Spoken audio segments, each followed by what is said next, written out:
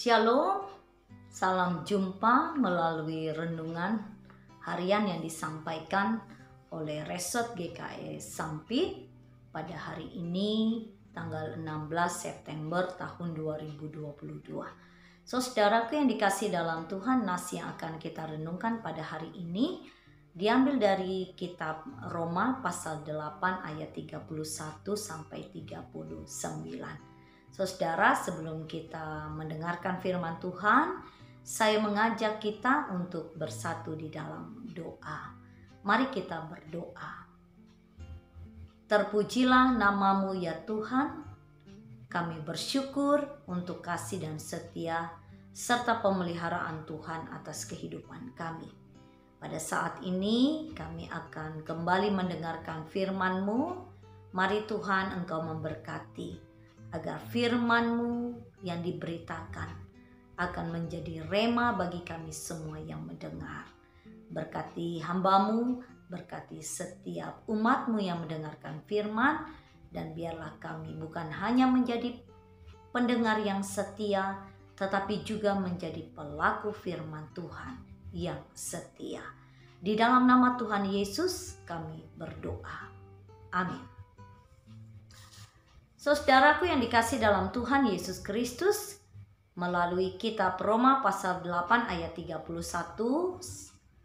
sampai 39, nas yang kita renungkan ini saya mengambil tema untuk kita, yakinlah kasih Tuhan besertamu. Yakinlah kasih Tuhan besertamu. Saudaraku yang dikasih dalam Tuhan, dalam perjalanan hidup kita tidak selalu menjumpai keadaan atau situasi yang baik dan menyenangkan saja.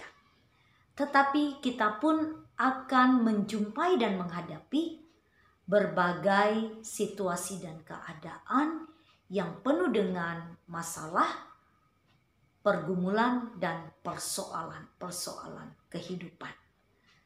Tetapi walaupun demikian, situasi yang kita alami dan hadapi, keadaan itu tidak seharusnya menjadi alasan bagi saudara dan saya untuk membuat kita menjadi pribadi yang lemah, tawar hati, dan berputus asa menghadapi berbagai situasi yang kita alami dan hadapi di tengah dunia ini. Mengapa demikian? Sebab sebagai anak-anak Tuhan, kita yakin dan percaya bahwa situasi apapun yang kita alami dan hadapi dalam hidup, Allah beserta dengan kita dan Allah berada di pihak kita.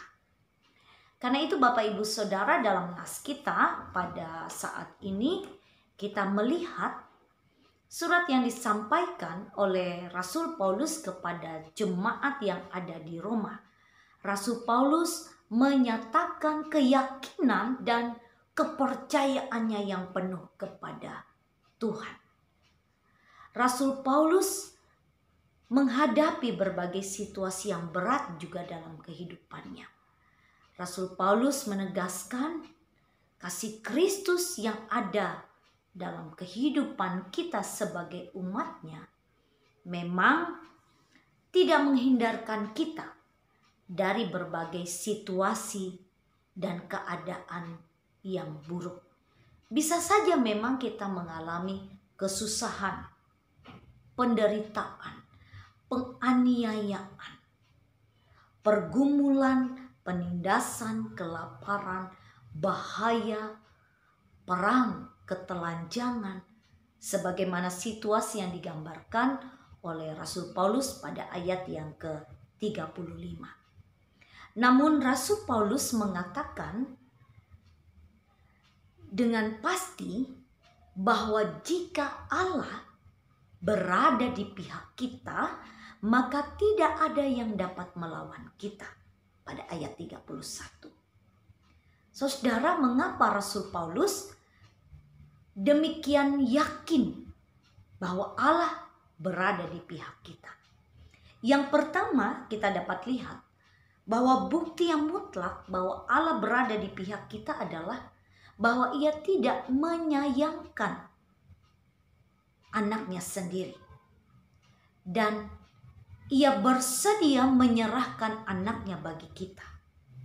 Saudara, penyerahan Kristus bagi kita ini menunjukkan besarnya kemurahan Allah, besarnya kasih-Nya dan keselamatan yang Ia berikan kepada kita. Yang kedua, walaupun kita ini adalah umat yang berdosa, namun Kristus bersedia menebus kita, membenarkan kita, memberikan kehidupan di dalam roh dan menguduskan kehidupan kita. Saudara, ini semua adalah bukti bahwa Allah berada di pihak kita. Jadi ketika kita menyadari kehadiran Allah di hidup kita, maka kita yakin ketika Allah berada di pihak kita, kita menjadi orang yang lebih dari pemenang.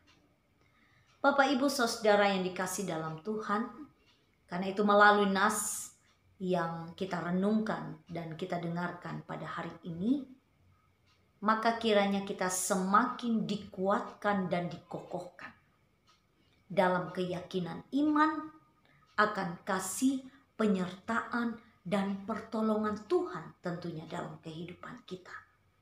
Saudara, apapun persoalan, masalah, pergumulan yang saat ini kita alami, hadapi dalam kehidupan kita, mari kita senantiasa mengingat bahwa masalah dan pergumulan apapun yang kita alami tidak akan memisahkan kasih kita dari kasih Kristus.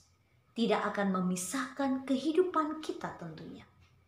Bahwa kasih Kristus itu senantiasa nyata dalam hidup kita.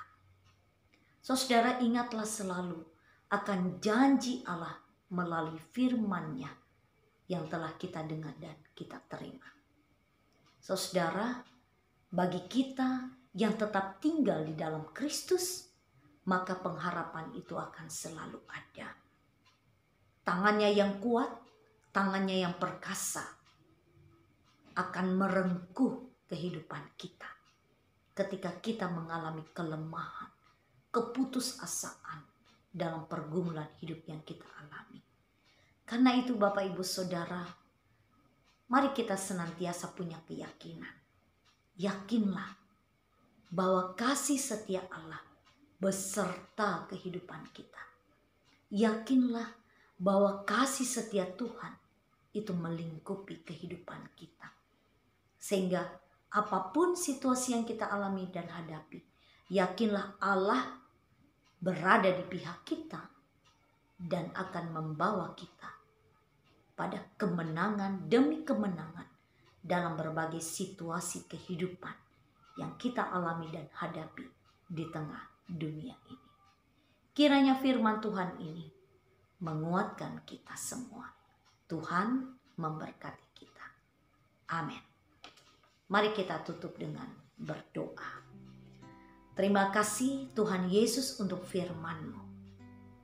Apapun situasi, persoalan, kesusahan dan penderitaan yang kami alami di tengah dunia ini, jangan biarkan kami menjadi takut, khawatir, dan bimbang. Tetapi biarlah kami memiliki keyakinan iman dan kepercayaan yang penuh kepada Tuhan, bahwa Tuhan berada di pihak kami dan Tuhan menuntun kami pada kemenangan demi kemenangan. Terima kasih Tuhan untuk kasih dan setia-Mu yang tidak pernah meninggalkan kami. Apapun situasi yang kami alami, kami yakin tidak akan dapat memisahkan kami dari kasih-Mu kepada hidup kami. Terpujilah nama-Mu Tuhan, kami menyerahkan hidup dan kehidupan kami. Biarlah damai sejahtera-Mu melingkupi kehidupan kami. Amin.